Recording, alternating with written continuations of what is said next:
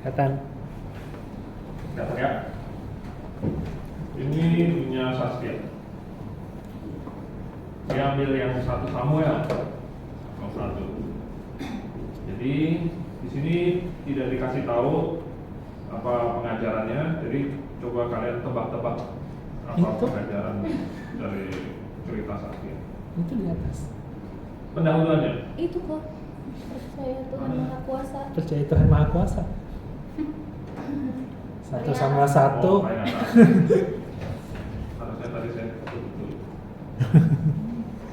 Seorang laki-laki bernama Elkana yang mempunyai istri 2. Istri pertama bernama Hana dan yang kedua bernama Penina. Penina mempunyai anak laki-laki dan perempuan. Sedangkan Hana tidak. Penina sering menyakiti hati Hana karena tidak memiliki anak. Oke, jadi kalau saya lihat sih ini bagian pendahuluannya. Ya. Kalau pendahuluan itu, ini sudah bagus memperkenalkan si Elkana, memperkenalkan Hana, memperkenalkan Penina.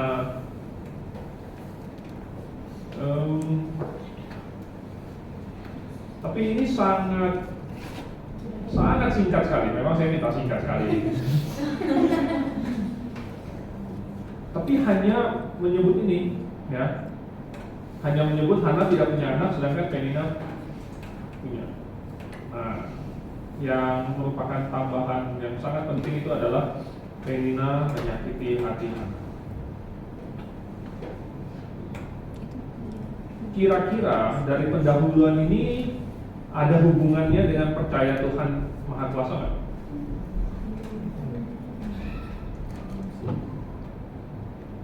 Kalau saya lihat belum.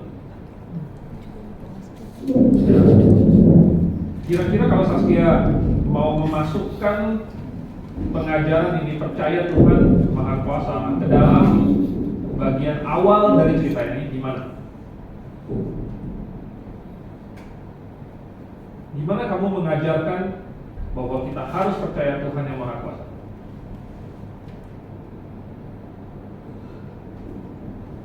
Kan ini kamu yang pilih sendiri. Percaya Tuhan Maha Kuasa ini kamu yang pilih sendiri. Gimana caranya kamu masukin ke dalam pendahuluan?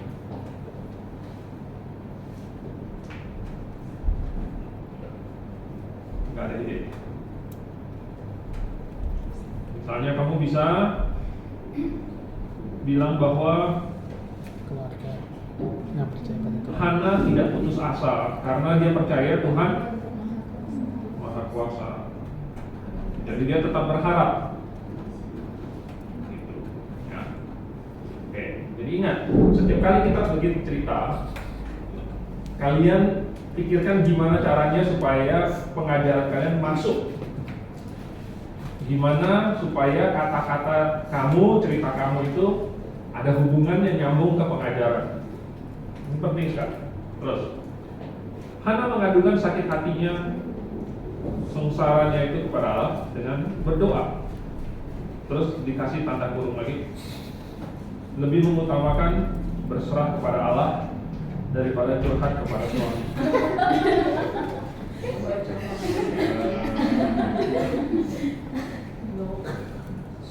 Oke.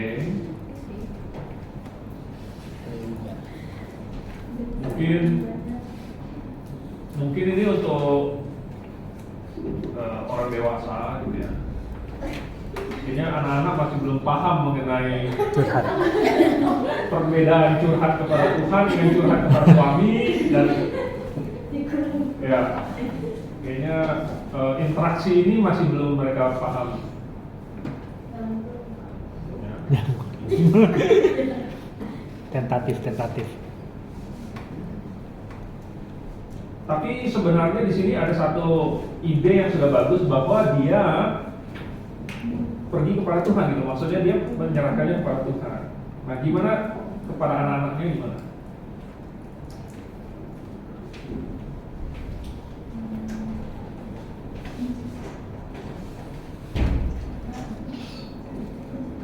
yang relevan buat anak-anak. Kalau ini relevan untuk atau nih kepada suami atau kepada istri ya maksudnya ya. Ini lagi mau menyindir suami atau lagi mau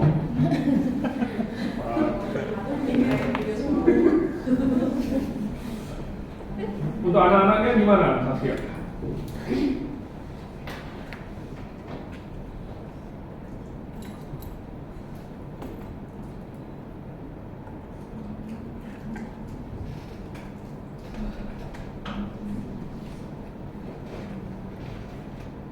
Mungkin kamu bilang dia mengadukan sakit hatinya kepada Tuhan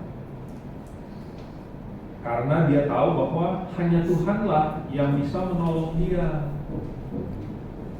Oh, Tuhan Maha Kuasa, pasti Tuhan mampu menolong dia. Nah, sekali lagi, Tuhan Maha Kuasa. Oke? Jadi ya, ini harus kamu tambahkan ini. Setiap kali Hana kamu ceritakan ada something, ada sesuatu tentang percaya Tuhan Maha Kuasa. Nah, lalu mungkin kalau yang berserah kepada Tuhan itu kamu kaitkan di sini. Klimaksnya, kita baca klimaksnya. Hana tidak ikut makan dengan suami dan madunya. Ini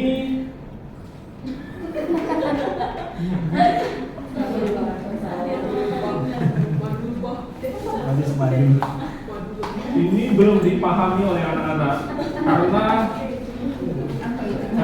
pasti jarang mereka dengar. Ya. Bahkan mungkin di antara mahasiswa itu jarang mendengar istilah ini madu. Yang di RBC ada madu. Tapi bukan itu maksudnya. Apa arti madunya di sini? Istri kedua. Istri yang lain. Ya, itu maksudnya. Apa arti madu? Madu yang manis. Bukan. Dalam konteks ini arti madu apa? Istri kedua. Saingan cinta. Ya. Saingan romantis. Saingan romantis. Dalam kasus ini ya, istri kedua. Oke? Karena kecemasan dan kepedihan hatinya akan kelakuan madunya. Dengan kesedihan hati, Hana ia bergegas menuju bait Allah untuk berdoa dengan tangisan. Belum ada bait Allah. Ya. Kepagian ya, belum bikin. Belum ada bait Allah lagi. Jauh belum Pak, salah mau lahir. Jadi harusnya gimana? Harusnya apa?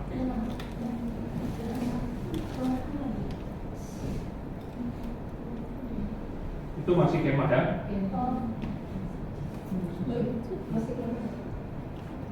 Terus Baik. ia berani berjanji jika Tuhan memperhatikan sengsaranya, maka Tuhan pasti memberikan dia anak. Dan kelak anak itu akan menjadi pelayan Tuhan seumur hidupnya.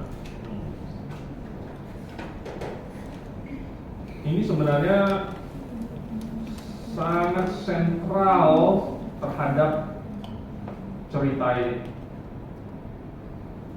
Tapi tidak dipilih untuk menjadi pengajaran utama. Sudah pilih yang Tuhan Maha Kuasa. Oke. Tapi sebenarnya ini adalah konsep utama dalam cerita. Oke. Nah, makin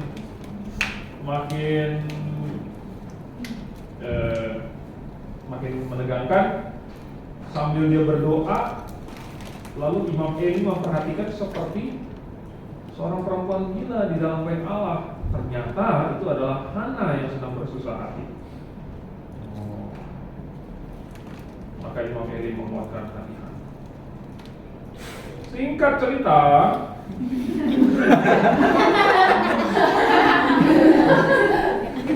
Udah singkat deh. Allah mengingat seorang perempuan yang mandul ini, yang penuh derita dan kesengsaraan. Mungkin penuh derita dan sengsara itu agak melebih-lebihkan. Hidup dia masih secara umum ya tidak seperti apa. Maka mengandunglah Hana dan ia memberikan nama kepada anak itu Samuel. Oke, nah karena yang bagian ini tidak dijadikan pengajaran utama, jadi bagian akhir ini juga nggak jadi pengajaran. Tapi dari klimaksnya ini, bagaimana kamu mengajarkan Tuhan Maha Kuasa? Harusnya nyambung di sini nih. Yang kamu pilih Tuhan Maha Kuasa, harusnya nyambung dengan ini. Oh, bahwa dia dikuatkan hati Hana, lalu kemudian Allah benar-benar ini. Terus ada kata-kata yang mengulang kembali pengajaran kamu, ya, yaitu bahwa nah lihat, Tuhan benar-benar menolong Hana karena dia memang Maha Kuasa. Oke, jadi sudah cukup bagus, singkat. Memang ini masih bisa ditambah-tambah lagi. Oke, bagus.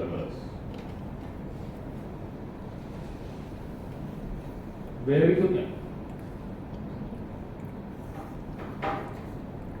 apa ini? Tidak. Harus dilihat profilnya ya. Oke. Singkat padat. Saya suka.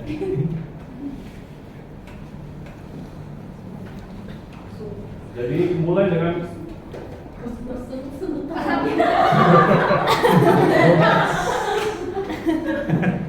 konfliknya. Jadi sebelum pengajaran kayaknya lebih seru konflik. Oke. Konflik persungut-sungutan orang Israel.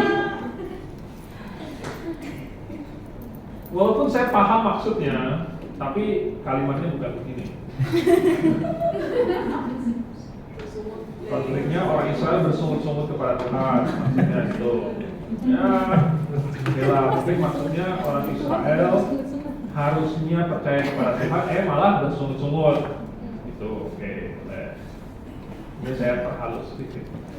Inti pengajarannya penyertaan Tuhan kepada orang Israel dan Tuhan menurunkan mana. Oke. Ini adalah garis besar ceritanya, bukan inti pengajaran. Ya. Ini adalah menambahkan yang di atas di sini. Tuhan menurunkan. Ini cuma kamu tambahkan bagian ini, ya. Dan ini Tuhan menurunkan mananya sama, ya, bagian ini. Ini sama dengan yang di atas ini di sini. Itu Tuhan menurunkan mananya sama, Tuhan menurunkan mana. Cuma kamu tambahkan, ini bukan pengajaran. Ya, kamu hanya menulis ulang temanya. Jadi sekarang saya tanya, kira-kira pengajarannya apa? Tidak. Yang mana? Yang mana? Ada dua. Mau yang mana? Hah? Nomor 1 atau nomor 2? Yang ini, yang mengucap syukur. Ini. Masalahnya ini nggak disebut di atas dan tadi. Yang ditulis itu ini. Jadi pengajaran sama pengajaran. Masalahnya yang ditulis ini. Tapi dia pilih yang nomor 2. Oke, kita percaya aja. Hah? Oh, mana? Mungkin dia mau 2, Kak, kan Bapak bilang maksimal 2. Masih aku udah mikir. Iya, enggak, tapi yang dia tulis di inti pengajaran itu penyertaan. Tapi yang penyertaannya justru nggak dipilih. Dia pilih yang nomor 2. Aku pilih tadi yang Bapak bilang kan inti pengajaran yang mana? Pengajaran yang dipilih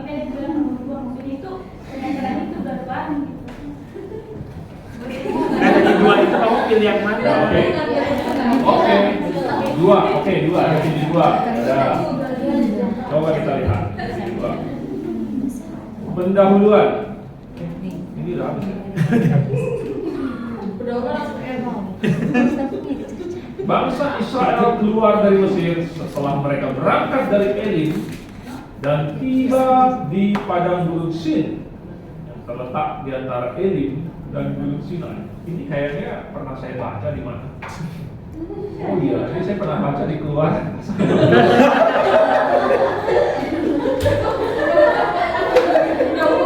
Ini mirip sekali dengan ayat.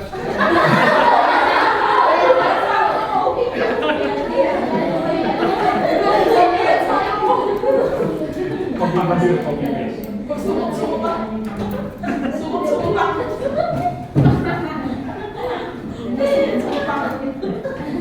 Pada hari yang kelima bulan yang kedua setelah mereka keluar dari bukan kelima, ke-15.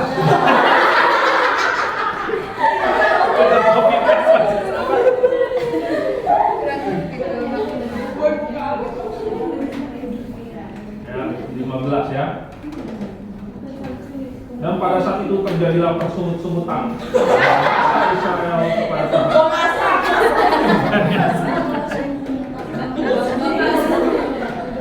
Tempo. Mereka mulai mengeluh dan ingin kembali ke tanah Mesir. Dan itu disebabkan karena mereka tidak mengucap syukur atas penyertaan Tuhan. Oke, di sini ada menyinggung yang pengajarannya. Sehingga mereka keluar dari tanah Mesir yang penuh dengan penyiksaan dan paksaan. Tuhan. Ada titiknya kok, ada titiknya.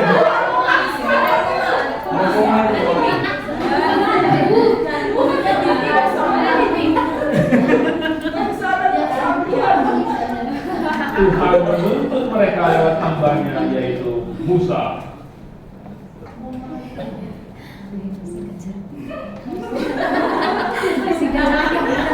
Mana? Terus terang kalimat ini, kalau memang ini kalimat tidak nyambung dengan mana-mana.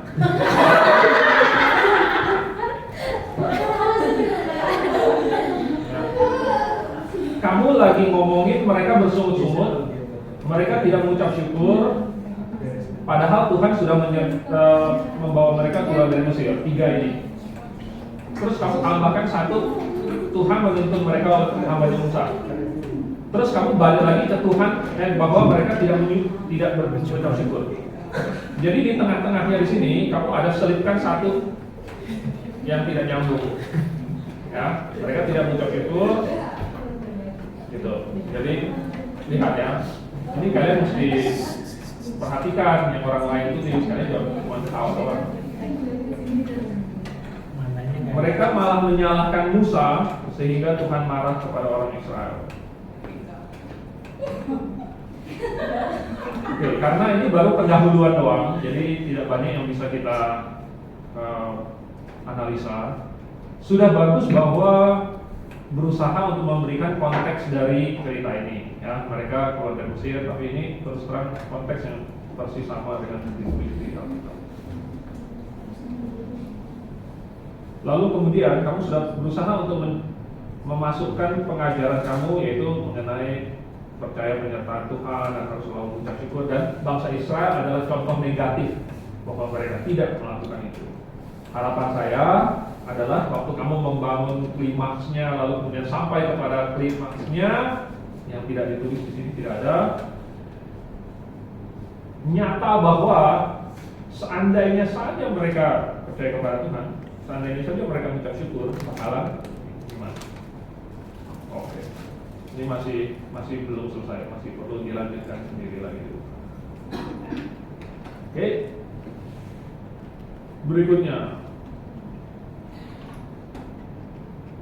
apa nih?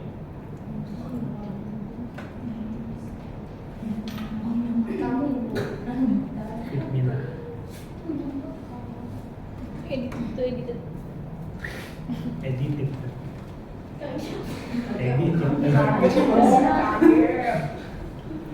Oke. Judulnya Allah menurunkan roti mana di padang gurun.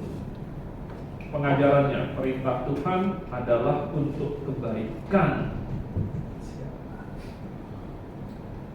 Oke, cukup menarik. Klimaksnya ketika bangsa Israel terus berulang-ulang melanggar perintah Tuhan.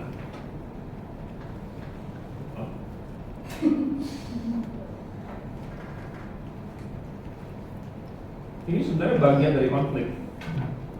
Nah, jadi karena mereka ikut kehendak sendiri, makanya berulang-ulang melanggar perintah Tuhan gitu.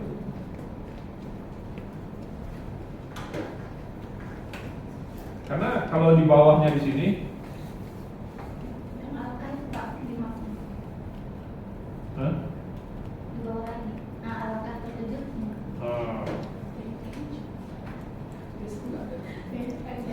Obesitas. Nah, iya. Jadi waktu Musa marah ini, waktu mereka melanggar perintah Tuhan, petunjuknya nggak diikutin, maka Musa marah.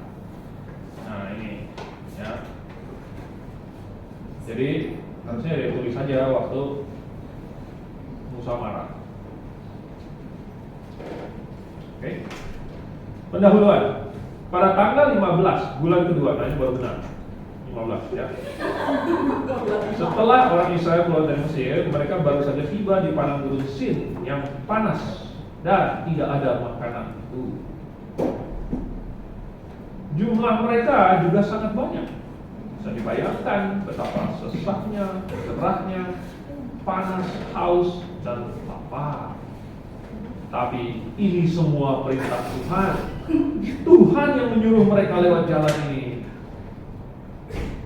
Melihat kondisi yang seperti ini, nah, ini apakah nanti akan diperbaiki dalam resolusi? Iya.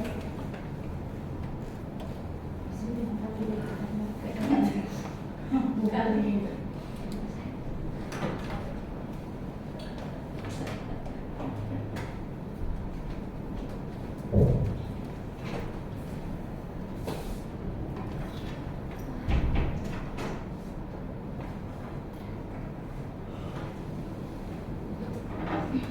Gimana? Maksudnya ada pemikiran sebagian orang. Bahwa itu sebenarnya jalan yang lebih baik, kan Tuhan yang suruh.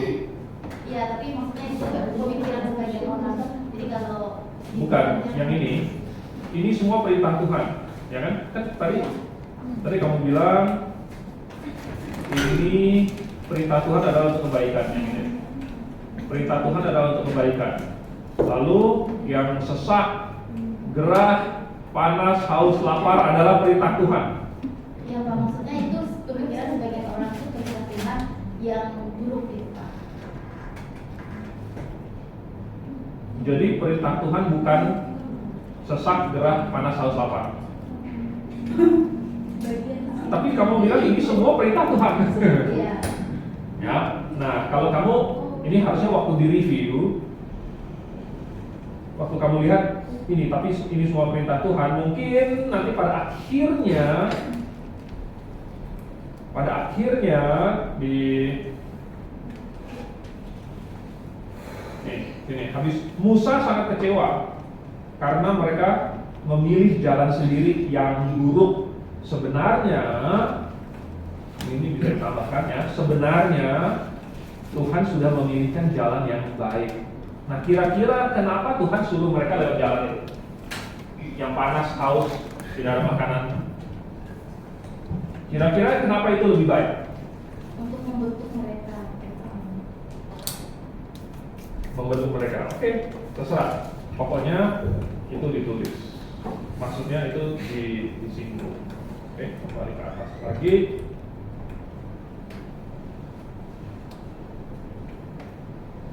Sebagian orang berpikir bahwa ini sangat buruk.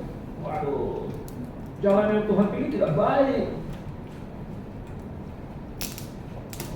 Terutama juga Musa dan Harun.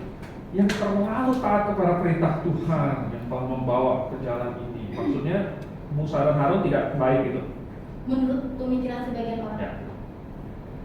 Harusnya kan mereka negosiasi sama Tuhan supaya diberikan jalur yang tidak panas dan yang dekat. Sebenarnya ini adalah potensi untuk menjelaskan kenapa Tuhan memilih jalur ini. Sebagian orang berpikir, kalau saja tidak ikut Musa dan Tuhan keluar dari Mesir, pasti kita lagi makan enak di Mesir. Di sini malah tidak ada yang bisa dimakan, jangankan daging, roti pun tidak ada. Tapi mereka salah. Sebenarnya Tuhan tahu yang terbaik untuk mereka. Tuhan sedang mengasah dan menguji mereka. Tuhan pun berfirman. Yang ini tidak dibantah, yang makan enak di Mesir. Tidak sempat dibantah. Tuhan pun berfirman, aku akan menurunkan roti dari langit dan mereka boleh mengambil secukupnya setiap hari. Tapi di hari ke-6 apa yang mereka ambil akan cukup untuk 2 hari. Jadi aku akan melihat apakah mereka memilih taat pada perintahku atau tidak. Setelah berita itu sampai kepada bangsa Israel, mereka komplain lagi. Waduh, Tuhan, masa cuma makan roti, kami juga mau makan daging. Menurut kami itulah yang baik bagi kami. Jadi kita melihat ada konfliknya yang dari tadi berganti-gantian. Orang Israel pikir apa, Tuhan pikir apa. Bagus. Karena Tuhan tahu bahwa tidak baik makan daging tiap hari,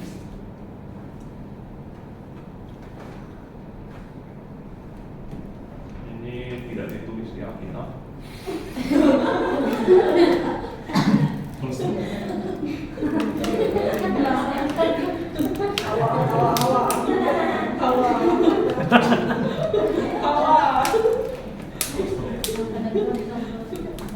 Baik-baik saja kok.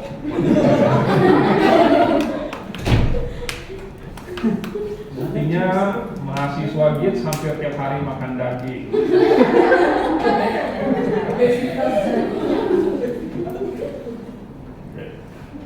Maka Tuhan pun memberikan mereka makan daging hanya pada waktu pagi dan roti pada waktu malam.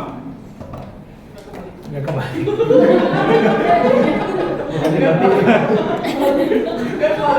Breakfastnya makan daging ya, dinnernya makan roti. Masa lupa bahwa itu seperti embun di malam hari, embun di pagi hari. Ya, jadi harusnya mananya di waktu pagi dan dagingnya waktu malam. Maka terjadilah demikian. Pada waktu pagi datang berduyun-duyun burung puyuh, dan pada waktu petang datang embun yang menguap dan membeku menjadi roti. Petang itu panas.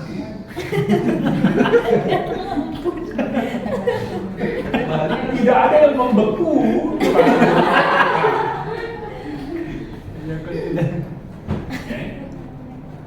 Tuhan berfirman lewat Musa agar mereka boleh mengambil secukupnya saja. Dikasih tanda, dikasih Caps lock. ya. Ini artinya sangat ditekankan untuk satu hari sesuai kebutuhan dalam keluarga, yakni segomer seorang. Tapi sebagian orang memberontak, dan berpikir, biar gak perlu keluar lagi besok, aku ambil saja yang lebih banyak.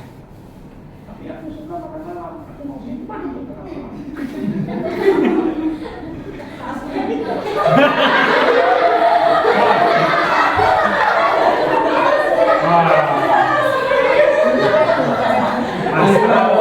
Asal awal. Ini kelihatannya Personal experience. ya Pengalaman pribadi. Mereka memilih jalan sendiri yang menurut mereka baik. Padahal Tuhan tahu yang terbaik bagi mereka. Yakni kalau makan terlalu malam,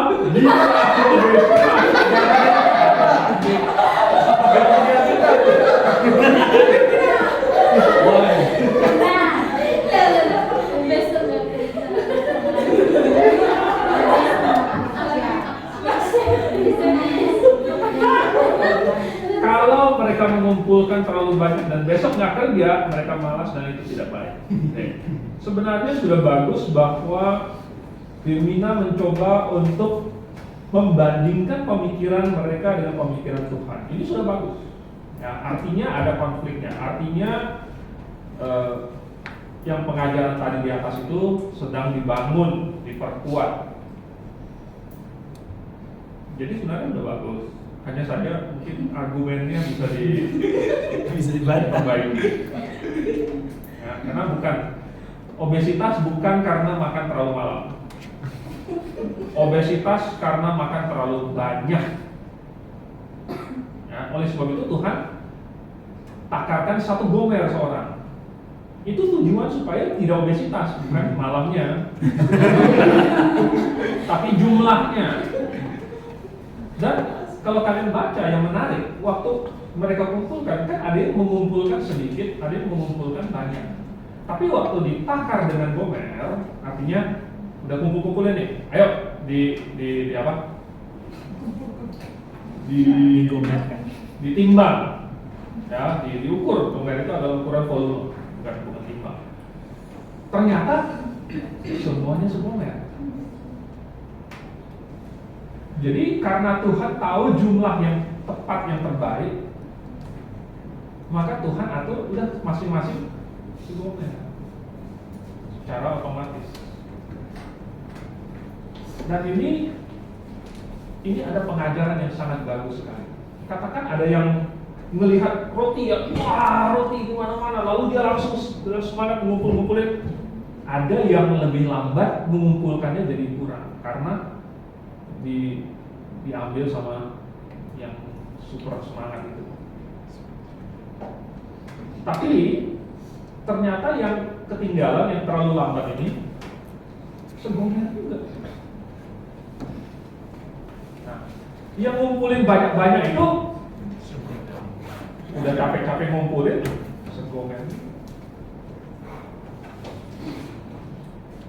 Ini ada pengajaran.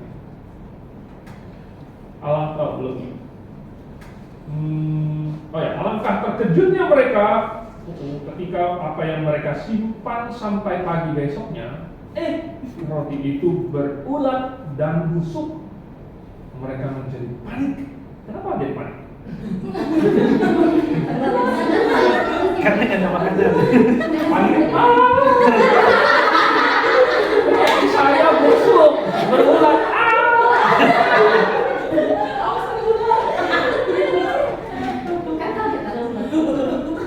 Kenapa mereka menjadi panik? Ulatnya locak-locak. Ulatnya lompat. Ulatnya tidak mati. Dan kaget. Kaget sudah benar. Ya, panik agak ragu saya. Nah, Musa menjadi sangat marah. Ini mungkin perlu kamu tambahkan sedikit bahwa ketika mereka mendapatkan itu, mereka komplain lagi ke Musa. Makanya Musa marah. Karena mereka selalu tidak taat. Ya, selalu dan selalu. Para perintah Tuhan.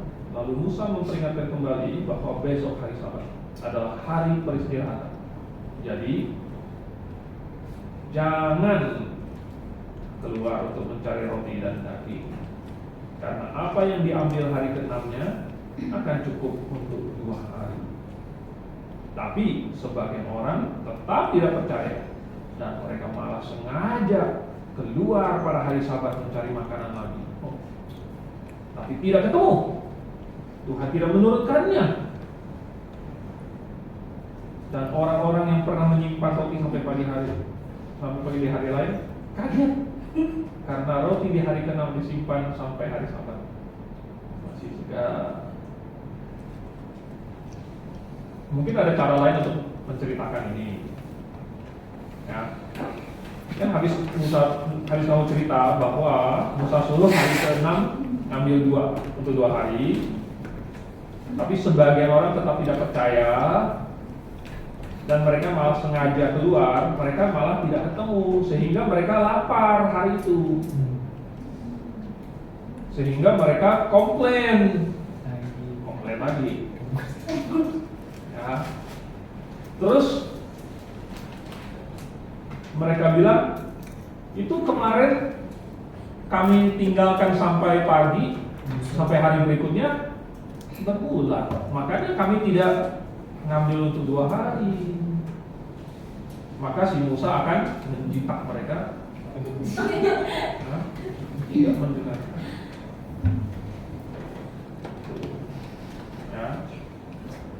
Dan ya oke lah.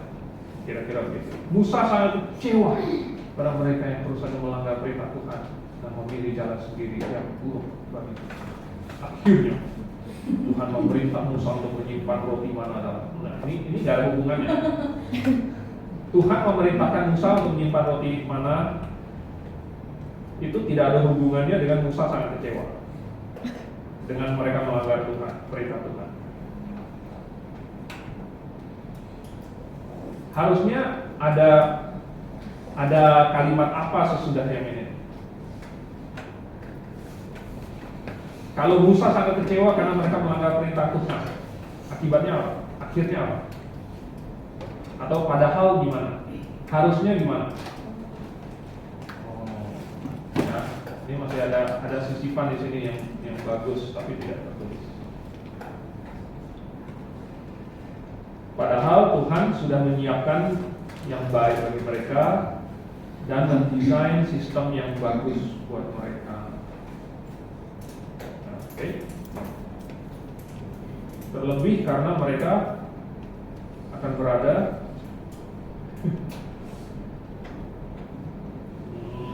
jadi Tuhan telah mengajarkan mereka taat dan menjaga perintah Tuhan. Nah ini bagus. Ketika mereka taat, maka mereka hidup dengan baik.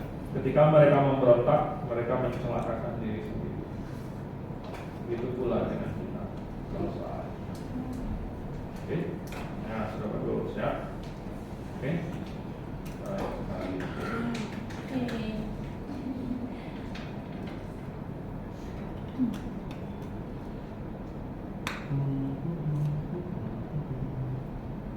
Siapa ini?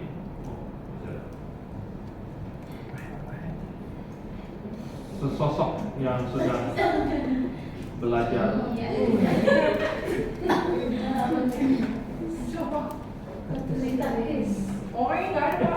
Oh ya udah. Rahel.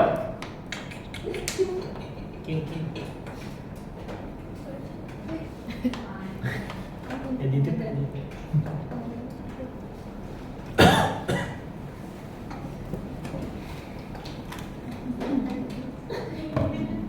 Dahuluan. Oh, jadi pengajarannya belum dituliskan. Jadi kalian harus menebak-nebak sambil kita membacanya. Ada seorang laki-laki dari pegunungan Efraim, namanya Elkanah. Ia memiliki 2 orang istri yang bernama Penina dan Hana. Penina dikaruniai 2 orang anak, yaitu laki-laki dan perempuan. Saya kira namanya. Kalau pakai ya itu sudah jelas definisi. Kalau masih laki-laki dan perempuan itu indefinite, belum pasti, belum ditentukan. Kalau ya itu udah pasti. Namun Hana tidak dikaruniai anak sama sekali. Karena sang ayah pergi membawa keluarganya dari kota ke kota. Itu ada game kok. Ke kota mana saja.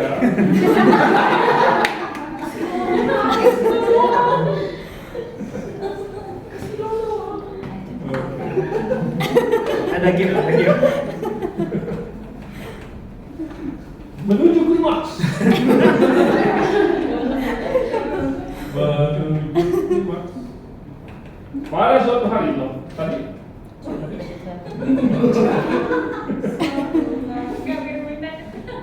Saat Elkanah mempersembahkan korban, ia membagi-bagikannya kepada istri dan anak-anaknya. Ini tidak dijelaskan. Istri-istri. Bukan, apa maksudnya dia membagikan kepada istri dan anak? Ketika Elkanah mempersembahkan korban, dia memberikan bagian kepada istri dan anak. Apa maksudnya ini?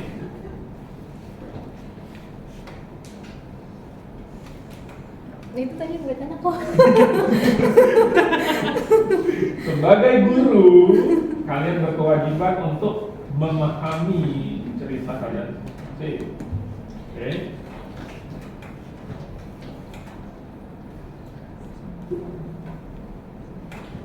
Hana hanya mendapat satu bagian sebab ia tidak memiliki anak.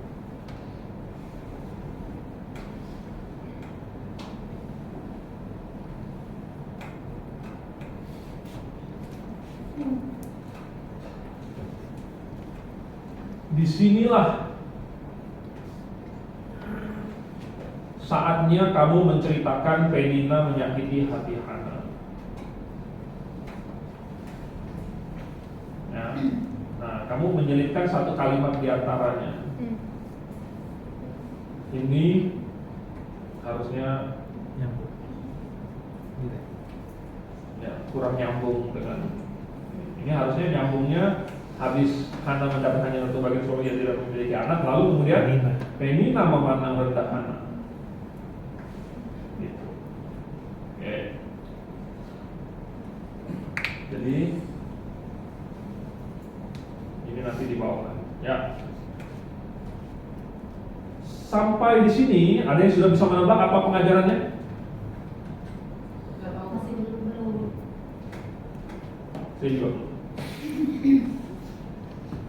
Berkali-kali setiap mereka mempersembahkan korban, Penina selalu merendahkan Hana, tetapi Hana tetap berdoa. Sebab ia yakin Tuhan pasti menjawab doa. Oh, ceritanya. Tetap berdoa. Tetap berdoa karena Lihat, mereka menebak apa doa karena apa? Ada kata tetap berdoa. Karena diulang. Ya, ini juga cara anak-anak menyimpulkan. Kalau kamu tidak pernah mengulangnya, mereka nggak akan tahu.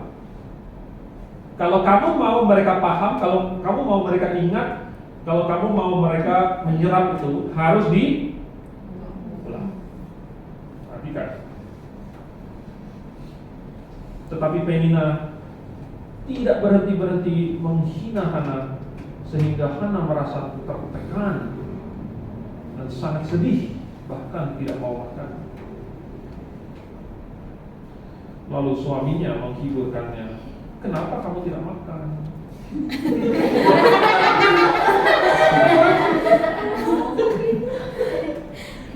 Saya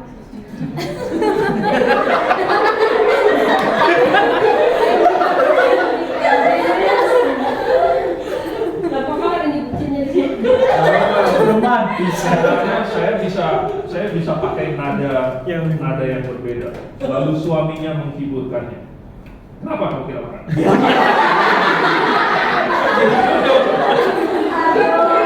Menghiburkannya kok, menghiburkannya. Tidak ada. Jadi kelihatannya kalimat yang satu ini agak kurang menghibur. Yang ini yang lebih menghibur. Ya.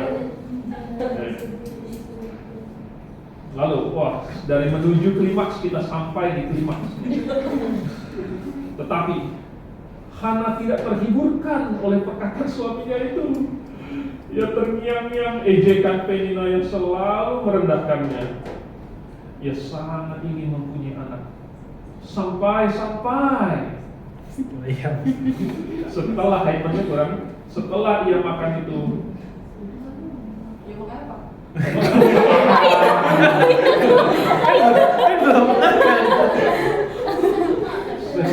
sampai setelah ia makan angin itu,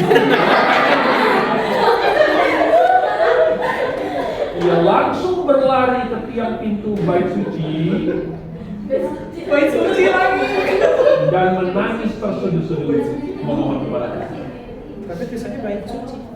Tuhan, Gitu. ini sesuai dengan tulisan ini. Karena N-nya banyak jadi R-nya panjang. Tuhan,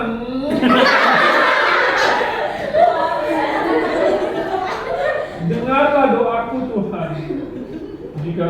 engkau melihat sengsaraku ini, tolong Tuhan berikanlah aku anak.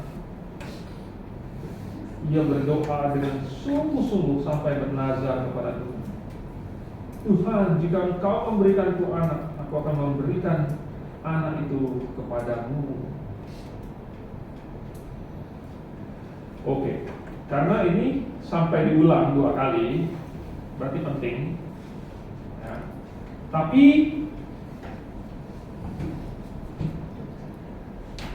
hati-hati nanti anak-anak berpikir bahwa kamu minta aja gitu, lalu pakai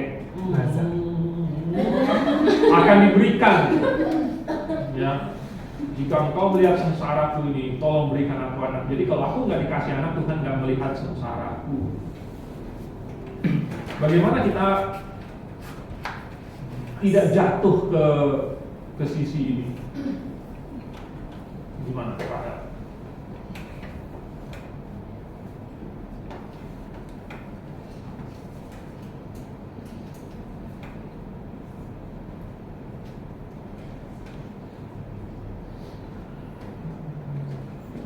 Bingung sih kok nyusunnya. Kan kita bilang bahwa berdoalah maka Tuhan akan menjawab, ya kan? Nah yang ini, ia tetap ia yakin Tuhan pasti menjawab doanya yang ini, ya kan? Ini salah satu inti pengajaran dari cerita ini. Tapi nanti disalahpahami bahwa saya juga kalau berdoa, nih pasti Tuhan akan menjawab gitu. Padahal realitanya selalu begitu kan?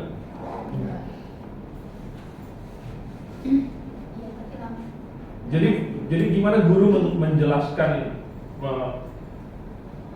menceritakannya, tapi jangan sampai seolah-olah kalau kamu berdoa pasti dikabulkan.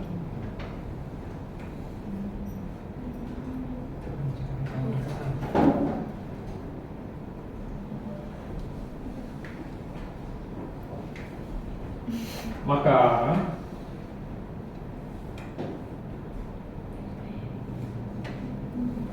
bisa ditambahkan di sini. Sudah kalimat ini, jika engkau melihat sengsaraku ini, tolong Tuhan berikanlah aku anak. Ada satu prinsip yang alkitabiah, walaupun tidak ditulis di sini, yaitu biarlah kehendakmu yang terjadi. Ya, ini boleh ditambahkan. Sekalipun tidak ditambahkan, belum tentu ada masalah. Tapi kalau saya sih lebih suka menambahkan. Walaupun tidak ada ditulis di sini, tapi Rahel sudah cukup bagus menambahkan ini. Ini adalah salah satu inti dari cerita ini, yang nazarnya. Ini salah satu, ini intinya cerita ini. Bahwa dia berdoa, kalau Tuhan kasih saya, anak saya akan kasih saya. Sebenarnya ini merupakan ada hubungannya dengan doa. Ya. Tuhan dengarkan doaku. Ya. Jika engkau mendengarkan, aku akan memberikan anak itu kepada. Saat ia sedang berdoa dengan sungguh-sungguh, ada seorang yang mengamat-amati dari jauh dan mengira Hana sedang mabuk karena mulutnya komat kami. Orang itu ialah Imam Eli. Ia menegur Hana, "Hei, kamu mau sampai kapan mabuk-mabukan? Sadarlah." Tetapi Hana dengan wajah yang kacau berkata bahwa ia bukan seorang pemabuk, tetapi aku sedih sebab Tuhan tidak mengaruniai aku seorang anak. Lalu Eli menghiburkan Hana. Pergilah. Jadi usir dong, bukan dihibur. Jadi lihat suara kita berhenti ya. Kenapa kamu Tidak makan itu bisa dua arti. Pergilah juga bisa dua arti. Allah pasti mendengar doa. Dan kamu akan mendapat apa yang kamu minta. Yakinkanlah dirimu pada Tuhan. Bagus.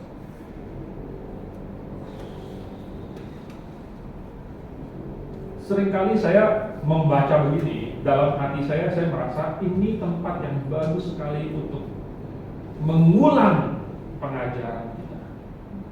Ingat, apa yang diulang-ulang akan nempel, akan berkesan. Jadi sebenarnya di sini bisa kamu tambahkan pengajaran. Sebenarnya melalui Eli inilah Tuhan menjawab Hana. Tuhan melihat orang yang berseru kepadanya dan membutuhkan kekuatan, sehingga Tuhan memakai Eli untuk menguatkan Hana agar tetaplah berdoa dan berharap, karena Tuhan mendengar doa.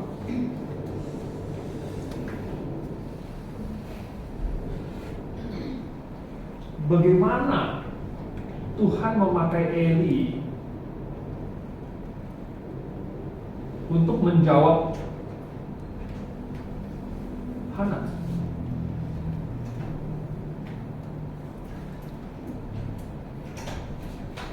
Sepertinya di sini bukan melewati Eli, bukan melalui Eli.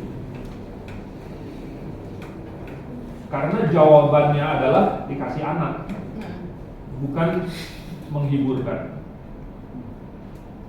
Memang Tuhan memakai Eli untuk menguatkan Hana, itu betul.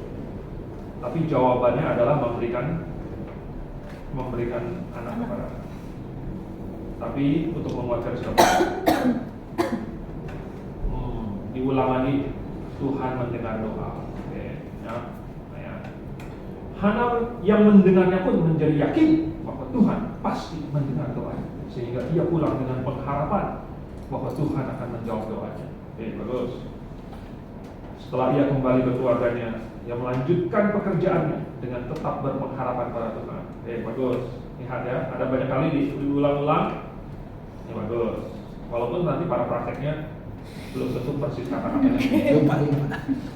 Sampailah setelah 1 tahun lamanya ia berdoa dan berharap, Tuhan menjawab doa Hana. Sebenarnya tidak sampai 1 tahun, hamilnya saja 9 bulan. Jadi artinya hanya tidak lama sesudah itu Tuhan menjawab doa Hana. Hana mengandung seorang anak laki-laki yang ia beri nama Samuel. Hana pun ingat akan janjinya dan menepati janji apabila ia dikaruniai anak makanya. Lalu Hana membawa Samuel.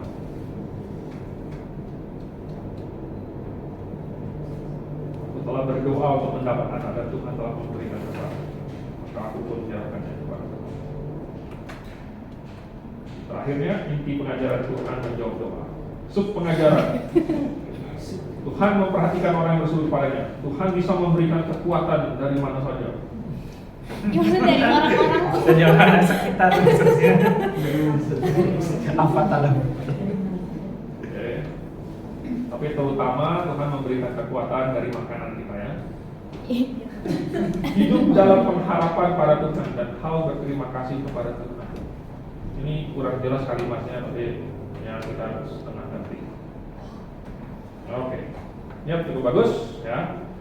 Sudah banyak ini, tapi dari depan, bagaimana kamu menaruh pengajaran kamu bahwa Tuhan menjawab doa di pendahuluan? Ini kan kalau sudah tulis, lalu kemudian kita review, kita balik ke atas lagi. Saya taruh di mana ya? Kira-kira di pendahuluan. Tuhan menjawab doa. Ini kan Hana tidak dikaruniai anak sama sekali. Terus Hana berdoa gitu. Dan Hana yakin Tuhan menjawab doa gitu. Atau mungkin awalnya Hana tidak bersedih hati gitu. Ia tetap percaya bahwa Tuhan menjawab doa. Nah, jangan bilang awalnya Hana tidak bersedih hati. Kan sekali mulai kamu udah mau membangun fondasi di atas kesedihan Hana gitu. Jadi jangan kamu bongkar di awal bahwa Hana tadinya nggak sedih. Di awalnya Hana sedih, tapi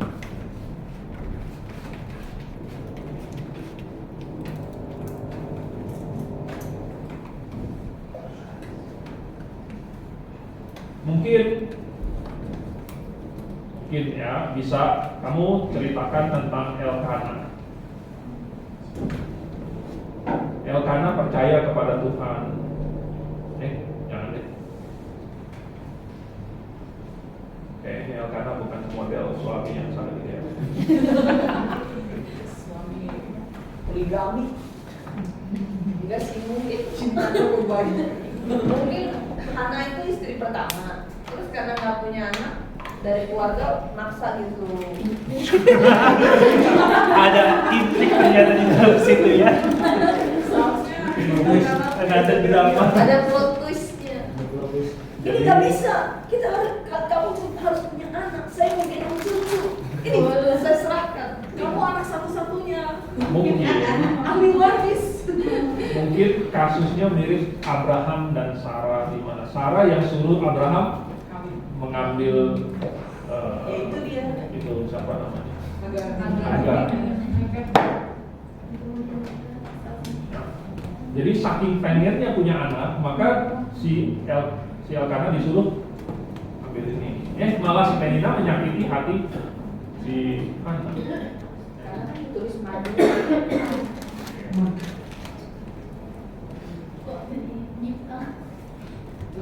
Oke, jadi kita bisa tambahkan Tuhan menjawab doa itu di awalnya itu kita ceritakan bagaimana Hana adalah wanita yang rajin berdoa. Ya, ingat kita pendahuluan membangun karakter orang. Jadi mungkin itu bisa ya. Oke, bagus. Waktu kita hampir habis. Apakah ada waktu untuk satu lagi?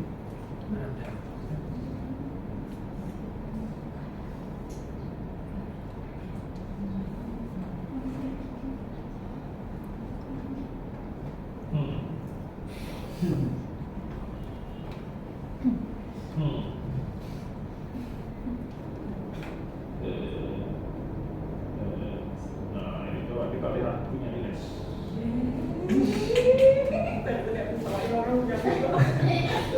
Makanya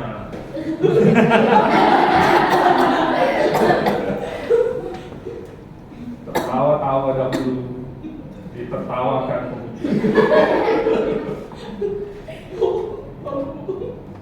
Banyak sekali. Pak, begitu belum selesai loh ceritanya loh Pak. Buset. Singkat saja. Ada orang satu, orang dua. Kita kayaknya bikin drama ini.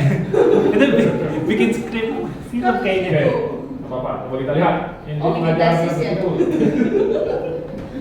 Bersyukur. Konflik ketika bangsa Israel memilih untuk mau mengucap syukur atau mengeluh. Oke. 5, ketika Tuhan menyediakan makanan. Oke. Dahulu kalahnya tidak ada apa-apa. Dahulu bangsa Israel dituntut oleh Tuhan keluar dari tanah Mesir untuk meninggalkan perbudakan mereka di sana menuju suatu tanah perjanjian yang lebih baik. Ketika di tengah perjalanan, yaitu di suatu gurun yang panas, bangsa Israel mulai mengeluh kepada Tuhan. Barang satu, sangat panas dan melelahkan di sini. Benar sekali. Mengapa Tuhan membawa kita keluar dari Mesir? Di sana kita bisa makan roti dan daging, sedangkan di sini tidak ada apa-apa. Sebentar lagi kita mati kelaparan. Padahal lebih baik kita mati di Mesir dengan rotinya. Demikianlah bangsa Israel tidak bersyukur karena Tuhan membebaskan mereka dari perbudakan Mesir. Mereka mengeluh kepada Tuhan. Maka berkatalah Tuhan kepada bangsa Israel. Musa berkata, Musa, Mengapa kamu tidak bisa bersyukur kepada Tuhan? Gimana tanda tanyanya? Bukankah itu terpelihara hingga hari ini oleh karena Tuhan? Mintalah kepadanya dengan sungguh-sungguh dan janganlah dengan cara mengeluh, maka ia akan menjawab doamu. Tadi inti pengajarannya bersyukur. Oke. Kemudian Tuhan Allah berfirman kepada Musa. Musa, beritakanlah kepada segenap bangsa Israel bahwa aku akan menurunkan roti dari sorga, yaitu mana. Kayaknya Tuhan bukan ngomong gitu deh. Sebagai makanan mereka. Setiap hari haruslah mereka memungutnya sesuai keperluan mereka. Aku hendak menguji mereka, apakah mereka mau hidup sesuai dengan perintahku. Kemudian Musa memberitahukan kepada bangsa Israel sesuai dengan apa yang Tuhan perintahkan. Orang Israel pun bisa makan roti dari surga dengan kenyang.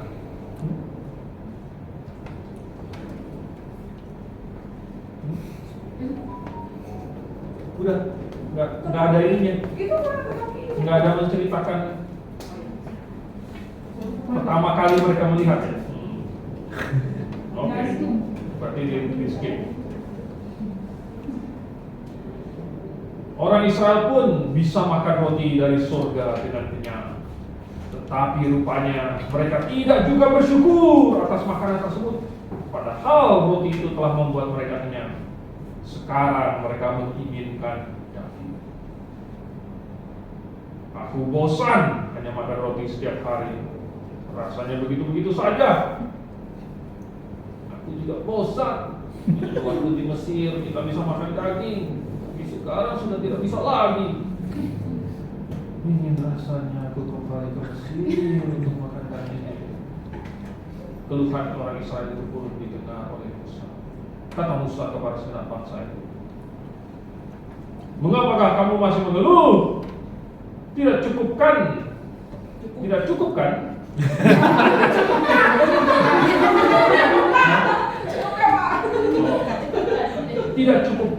roti yang Tuhan berikan kepadamu itu? Seharusnya kamu bersyukur kepada Tuhan. Semua yang kamu perlukan telah Dia sediakan. Jika ada yang kalian inginkan, hendaklah kalian berdoa kepada Tuhan. Besok Tuhan akan memperlihatkan kemuliaan-Nya di hadapan kalian semua, supaya kalian tahu bahwa Ialah Tuhan yang membawa kalian keluar dari tanah Mesir, dan supaya kalian tahu bersyukur. Oke, dari tadi sudah cukup bagus, ada sering diulang-ulang, bersyukur. Keesokan harinya, tampaklah kemuliaan Tuhan dalam awan, dan berfirmanlah Tuhan kepada Musa, sampaikanlah kepada segenap bangsa Israel bahwa aku akan memberi mereka daging pada waktu senja dan roti pada waktu pagi. Kemudian Musa menyampaikan sesuai dengan yang Tuhan perintahkan. Maka pada waktu senja nampaklah kawanan burung puyuh melewati perkemahan orang Israel. Ada banyak sekali burung-burung itu terbang sangat rendah, sehingga sangat mudah bagi bangsa Israel untuk menangkap burung-burung itu. Ini bukan begitu, seingat saya. Gimana cara mereka nangkap burung? Burungnya jatuh ke mana? Oh iya. Jadi bukan terbang dan ditangkap sambil terbang. Mereka mengambilnya untuk menjadi makanan mereka pada hari itu. Terjadi keributan pada waktu mereka menangkap burung-burung itu. Sehingga bangsa Israel hanya fokus kepada daging yang ada di hadapan mereka dan lupa bersyukur kepada Tuhan. Oke, ini saya anggap lagi buru-buru sehingga kalimatnya terlalu. Idenya sebenarnya sudah oke, tapi tidak tersusun. Ya, ada banyak gap di sini yang harusnya bisa diisi.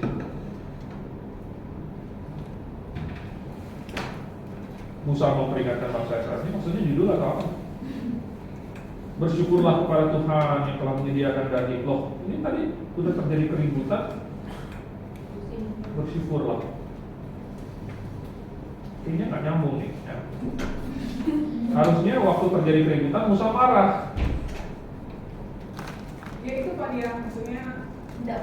pas mereka lagi ribut-ribut itu Musa memperingatkan mereka. Tidak.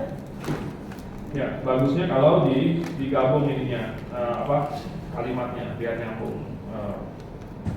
Tetapi beberapa dari bangsa itu tidak mendengarkan Musa, dapat mengambil lebih baik dari hubungan mereka. Mereka dibutakan oleh keserakahan mereka. Keesokan harinya nampaklah. Nah ini burung puyuh menyediakan daging, lalu kemudian lompat ke mana?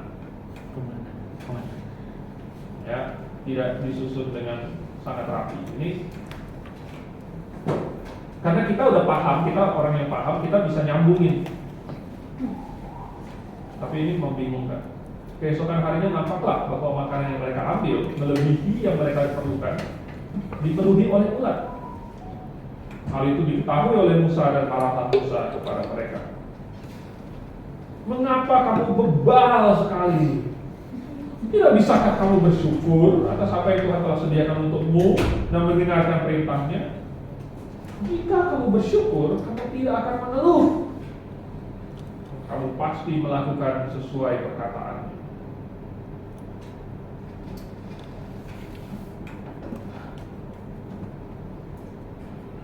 Yang pertama, bagus, nyambung. Kalau kamu bersyukur, kamu tidak akan mengeluh. Tapi pada kenyataannya, kalau seseorang bersyukur, masih bisa tidak melakukan perkataan Tuhan. Bersyukur tidak mengeluh, ini hubungannya sangat kuat. Bersyukur dengan melakukan perkataan Tuhan, hubungannya lebih lemah.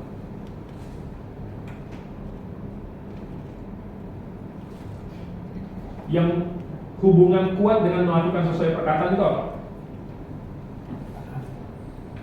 Kalau bersyukur, hubungan kuatnya dengan tidak mengeluh. Oke. Yang melakukan sesuai perkataannya, hubungannya kuat dengan apa? Takut Tuhan. Beriman. Ya. Yang hubungannya kuat itu adalah beriman dengan taat. Beriman dengan taat itu hubungannya kuat. Sekarang haruslah kalian mendengarkan perintah Tuhan dan jangan mengeluh lagi. Demikianlah akhirnya bangsa Israel bersyukur. Iya Pak, ceritanya belum selesai itu. Langsung dipotong. Time skip ya. Time skip. Time skip bener. Time skip. Ini isekai ini. Karena Israel kagak bersyukur. Jadi ini dunia yang lain, ini udah Multiverse. ini tidak terjadi dalam kenyataannya. Kan 61 kan. Mereka hidup 40 tahun lamanya. Saya kira bakal dengan happy ever. Oke.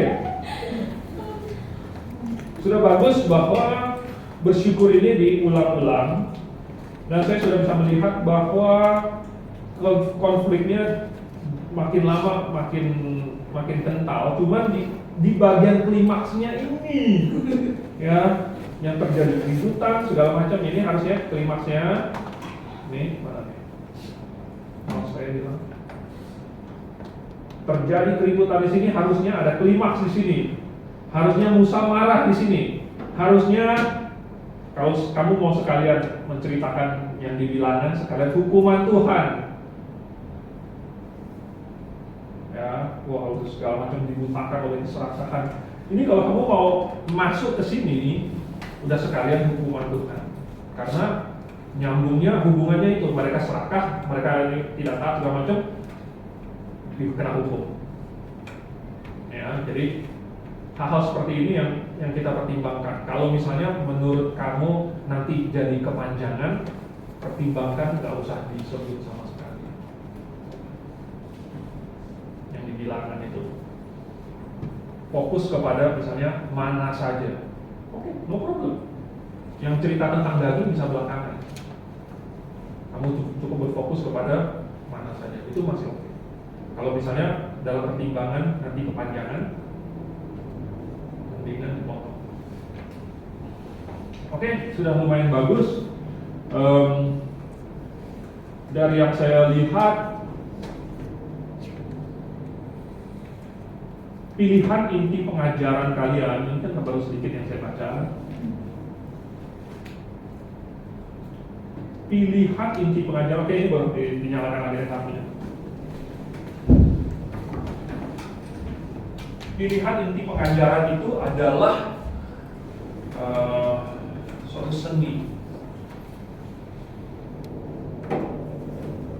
Dasarnya adalah kamu pilih inti pengajaran yang paling nyambung dengan ceritanya. Cerita ini secara alamiah mengajarkan apa? Itu yang nomor satu, kamu ini dulu pertimbangkan. Ya. Misalnya yang Samuel ini sebenarnya kalau kita baca intinya kan adalah dia minta kepada Tuhan dengan janji akan dikembalikan kepada Tuhan, dipersembahkan kepada Tuhan. Ini pengajaran utama. Ya.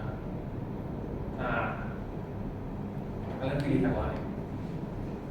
Apa? Ya, Tuhan menjawab doa itu juga kuat karena memang Tuhan menjawab doa. Tetapi kalau menurut saya sayang sekali melewatkan cerita yang satu ini, karena nggak banyak cerita di Alkitab di mana orangnya janji akan balikin kembali. Banyak. Jadi kalau kamu skip cerita ini, yang padahal harusnya bisa untuk pengajaran ini, ya, bahwa kalau kita minta sesuatu kepada Tuhan, bagusnya itu untuk kembalikan kita.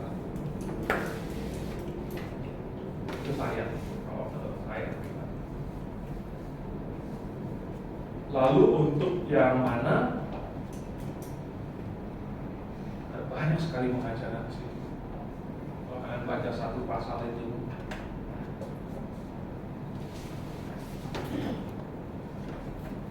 tentang mengucap syukur, tentang pemeliharaan Tuhan, tentang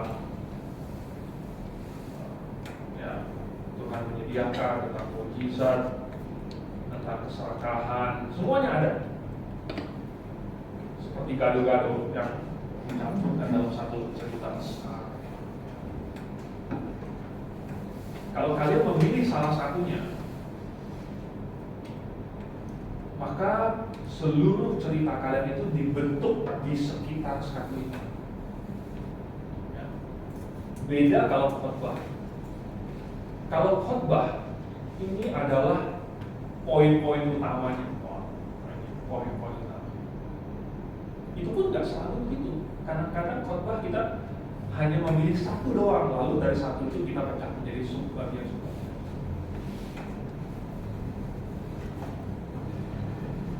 Jadi kalau kamu sudah pilih satu, misalnya tentang keserakahan, berarti dari pendahuluan kamu ceritakan sifat orang Israel yang tidak pernah puas, dan keserakahan dan tidak pernah puas itu kakak adik 19. Kamu ceritakan tentang Israel yang sukanya mengeluh, ya, karena mengeluh dan tidak pernah merasa puas itu juga kakak beradik. Nah begitu ya. Apa yang kamu pilih menjadi pengajaran utama itu konsisten kamu bangun, kamu pertebal konsepnya. Kalau kamu pilih tentang bersyukur, tadi sudah dipilih bersyukur, memang sudah bagus ada disinggung bagaimana Tuhan mengeluarkan mereka dari Mesir, Tuhan menyertai mereka. Nah itu yang diperkuat, dipertebal. Mungkin bahkan ditambahkan lagi bagaimana Musa masih menjanjikan apa gitu. Oh ya, ini kita bersyukur kepada Tuhan atau apa, terserah. Pokoknya prinsipnya yang kamu pilih jadi pengajaran itu harus kamu pikirin gimana masukin ke dalam pendahuluannya. Lalu habis itu masuk lagi, terus di bawahnya masuk lagi, masuk terus. Itu yang akan membuat cerita kamu itu membungkus pengajaran itu. Ya. Oke, ini baru Sabtu pertama. Sabtu yang akan datang,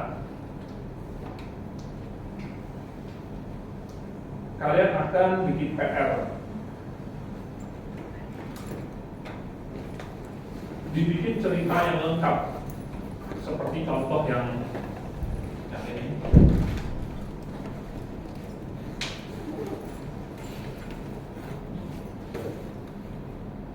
Ya, seperti contoh yang ini. Jadi kalian ada bikin ininya.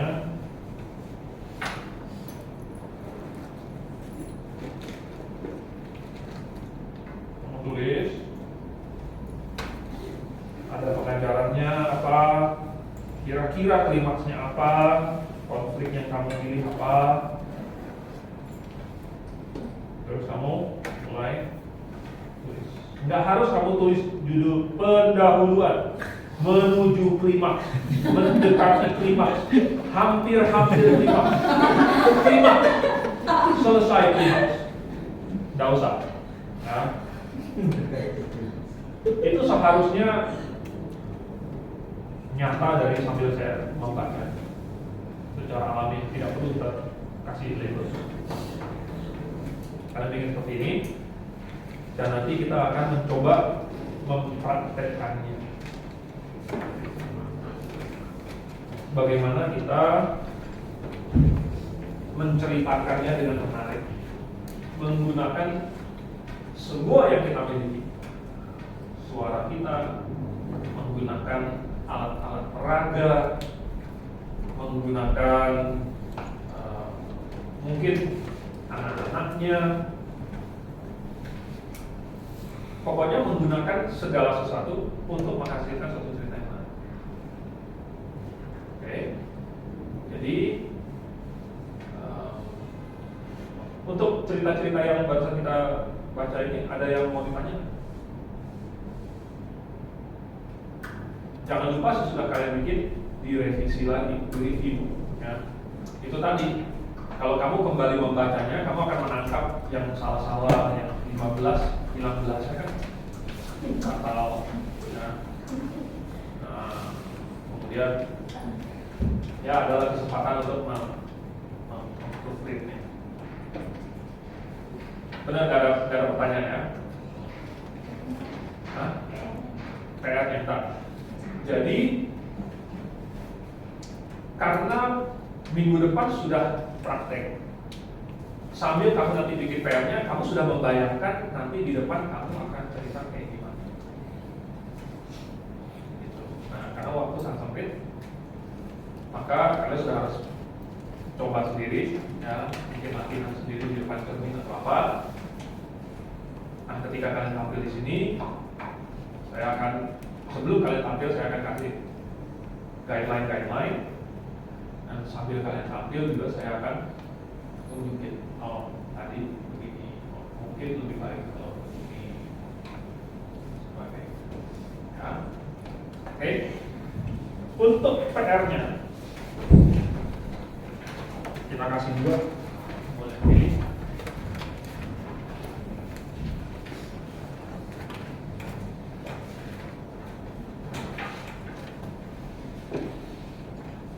Yang pertama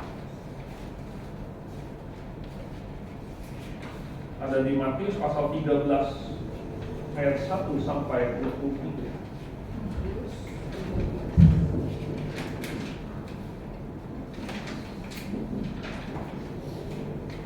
Yaitu tentang perumpamaan tentang seorang rabu.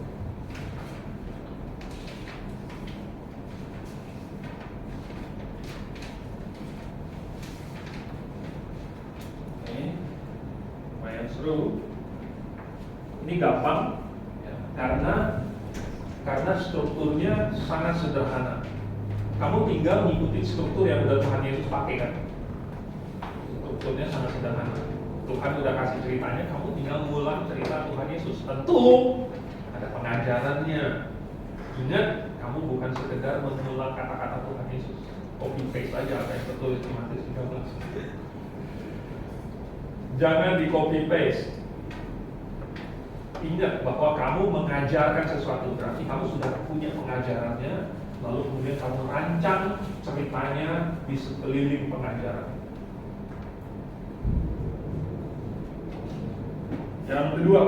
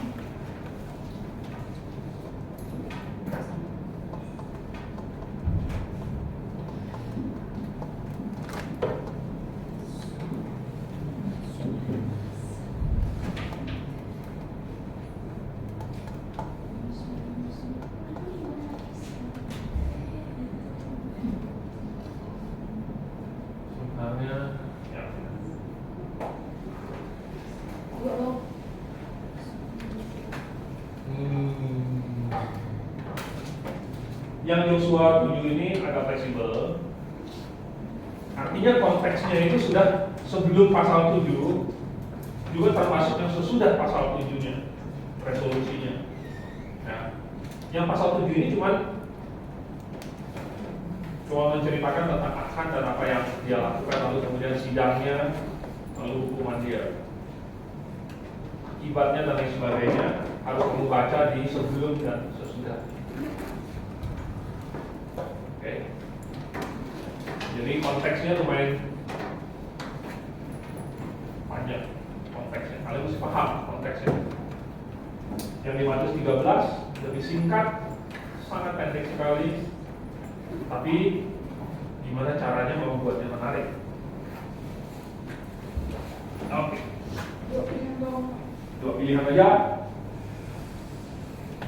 Dua-duanya ada tantangannya tersendiri.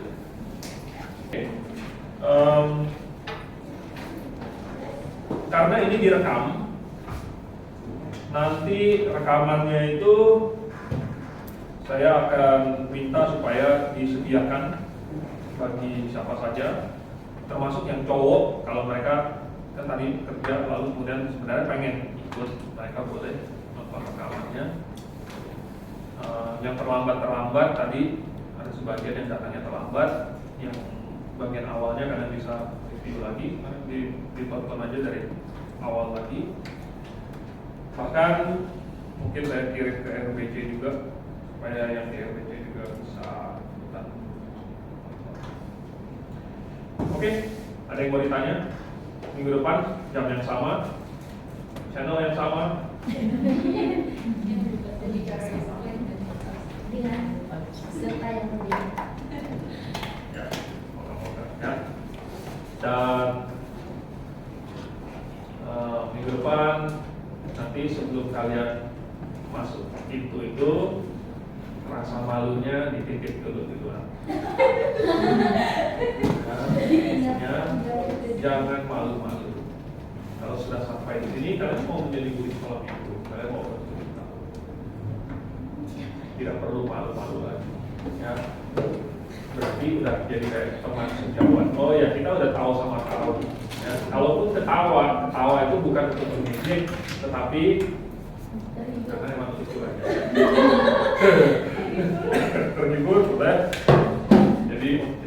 mau memberikan masukan yang baik supaya untuk bersama. Ya lah, kita berdoa dulu. Bapak dan Saudara, terima kasih atas pimpinanmu. Kami akan terus belajar dan memperbaiki diri. Mohon Kau yang pimpin. Sabtu depan kami akan lanjutkan lagi. Mohon Kau juga pimpin. Dalam nama Tuhan Yesus kami berdoa. Amin.